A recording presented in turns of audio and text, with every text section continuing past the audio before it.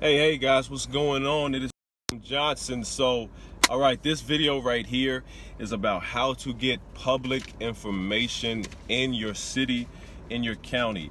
All right, and this is strictly for people in the real estate world, because what we're about to talk about is getting information so that we can help people sell their property. All right, so if you live in a county or a city, then get familiar with like the city hall or the public works office, or what else is another one? The city official office, because there is a law called the Public Records Act.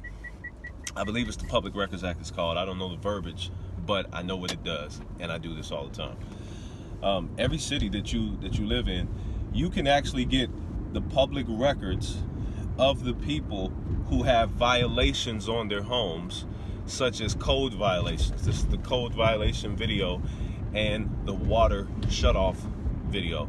Okay, thinking as a real estate person, what I tend to do is I like to help people who are distressed. That's my audience that I want to go talk to, because those are the people that need the help the most, to me, in my brain. So this public information will actually give you the addresses of the people specifically for code violation, and what you have to get familiar with is the city records.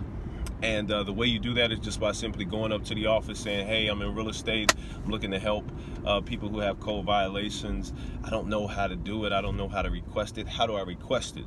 And whenever you do that, what happens is the secretary will start to think like, oh, this is an opportunity for me to teach somebody something. So they'll be like, here, let me show you what you do, how you do it. If it costs anything, it's never any more than $10. And then you file the paperwork. Now, we know we need to go to the city or to the county and get this information, and we know we're asking for the code violation. But here's the thing, this is the really important tool.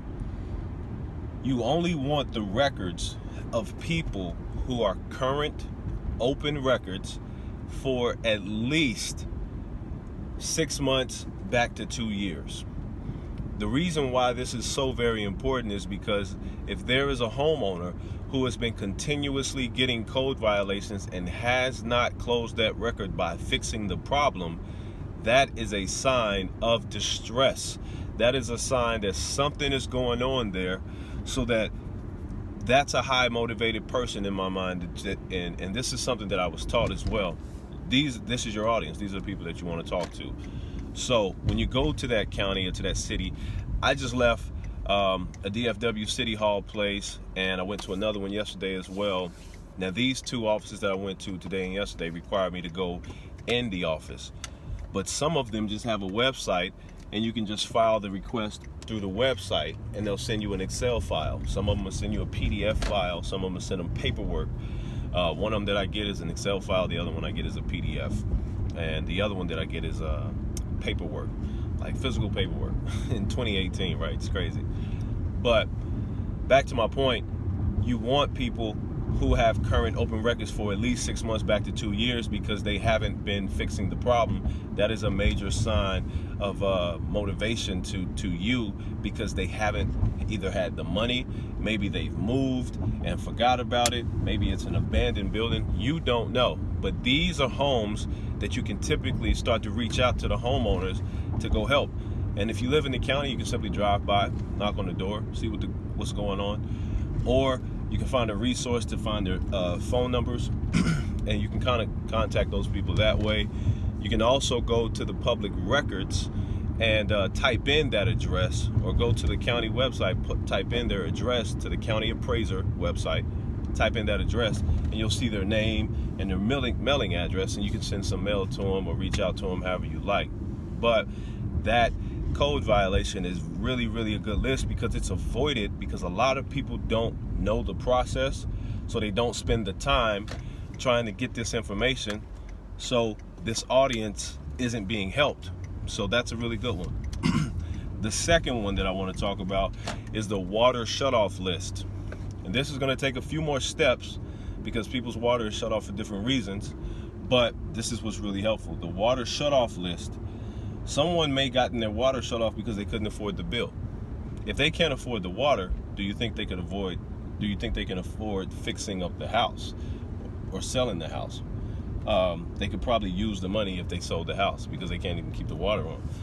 So the water shut-off list is the same thing. You go to the county, you request that Public Records Act, Open Public Records Act or something. You say, hey, like for me, hey guys, I'm Freedom Johnson, and I'm requesting the public records for the water shut-off list, and I only want the open records on residential properties.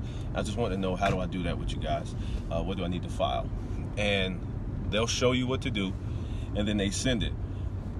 Now, thinking on the secretary's side, the law says they have within 10 days to give you or deny that information to you.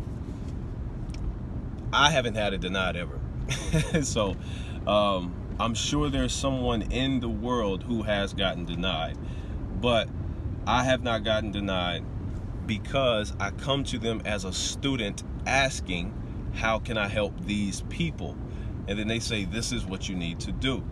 Once you go there, if you get denied the first time, continue to go back, because after 3, 4, 5 times, when they get familiar with you, then they'll be more receptive to you, because these people don't know who you are. Here you are, your first day, talking to somebody saying, hey, give me this list that I heard about. They're gonna be like, man, I don't even know you, so probably no, even though you got a legal right to it. It's just people, right? So continue to go back, build a relationship, say hello, bring them some flowers, do whatever you've got to do to get this list, because this list is avoided by a lot of people in the real estate world. This is a really, really good list. You want to go and get that information. So again, the code violations, get familiar with your city officials, your city county, your city hall. What else? I think that your municipal court, get familiar with that, because you've got a legal right to go get this information. This is an audience that is avoided. This is a list that is avoided. So we want to give you guys the absolute best list. These are 2 of those: code violations and the water shutoff. Continue to go until you build that rapport. Most of the time, if the people are open and they're friendly, they'll just give it to you the first day. But if you need to go multiple times, because you've got a legal right to it. This audience is avoided, and this is a great golden nugget for you guys to grow the business. This is Freedom Johnson signing off. I love you guys. Peace.